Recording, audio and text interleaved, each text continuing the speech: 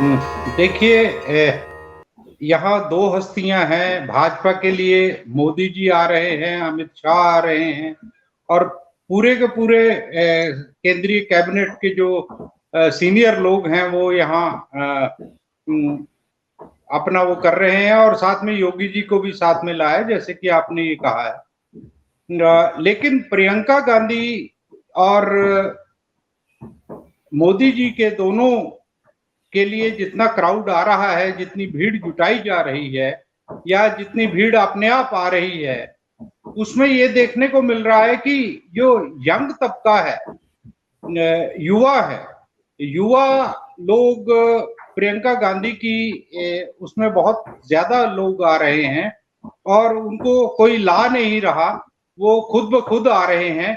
क्योंकि उन्होंने सोलन के सबसे पहली अपनी जनसभा में ये कहा था कि हम आते ही युवाओं के लिए 1 लाख रोजगार के संसाधन हम जुटा देंगे, पहली कैबिनेट में हम ये करेंगे अगर हमें आपका समर्थन मिलता है। तो युवाओं पर इसका असर पड़ा है। लेकिन कल जो हमारे यहाँ ये भाजपा का जो घोषणा पत्र आया है, उसमें ये इन्होंने कहा है कि हम 5 लाख रोजगार के अवसर जुटाएंगे। लेकिन कब जुटाएंगे, कैसे जुटाएंगे, पीछे पीछे क्या किया इन्होंने पिछले 4 साढ़े 4 साल में, वो ये उसका खुलासा नहीं कर पाए हैं।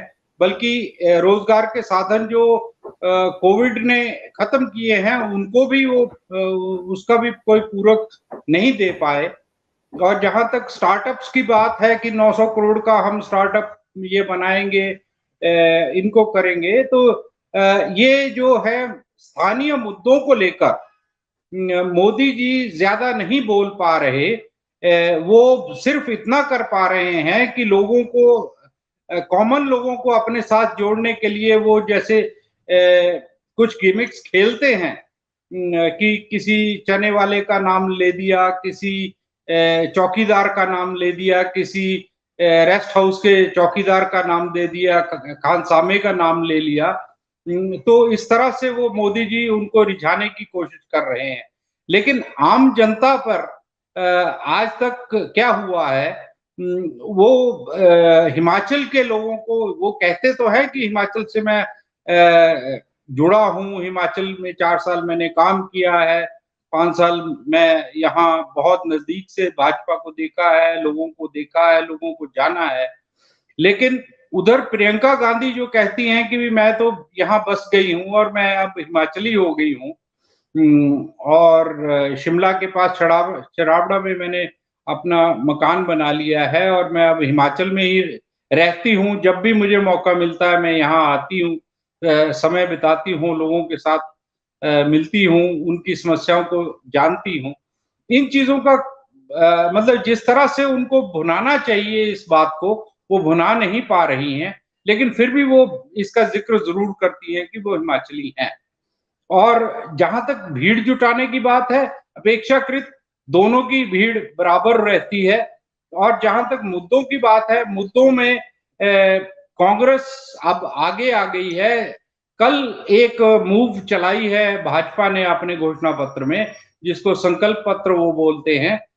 उसमें ये कहा है कि महिलाओं को नौकरियों में 33% हम आरक्षण देंगे, और कुछ कुछ को साइकिल देंगे, कुछ छात्राओं को साइकिल देंगे, कुछ कॉलेज गोइंग छात्राओं को हम स्कूटी देंगे। इस तरह से उन्होंने रिझाने की कोशिश की है, और छात्रवृत्तियां बढ़ाएंगे। लेकिन मुझे लगता नहीं है कि भी इसका, और महिलाओं के लिए ये भी कहा कि 1 सिलेंडर और देंगे, 2 सिलेंडर हम दे चुके हैं। लेकिन अब इसका लोगों पर प्रभाव सीधा, क्योंकि मैंने ये देखा है कि भी जहां से आप सभी पत्रकार ये जानते होंगे कि जहां से चुनाव शुरुआत होती है, वहीं आके खत्म होता है, नतीजे वहीं होते हैं।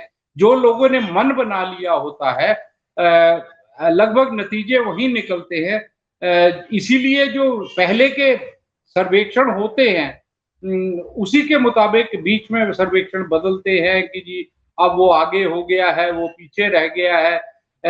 सिर्फ ये जो बागी लोग हैं, बागी लोग जो है बगावत करने वाले लोग, बगावत करने वाले लोगों को मोदी जी भी नहीं रिझा पाए। और अभी भी 21 विधानसभा क्षेत्र है, 21 में से 8 विधान सभा के क्षेत्र ऐसे हैं जहां बगावत, असरदार बगावती ये भाजपा के लोग खड़े हैं। और उधर उसमें 4 या 5 कांग्रेस के लोग हैं जो कि चुनावी उनका गणित थोड़ा बहुत बदल सकते हैं।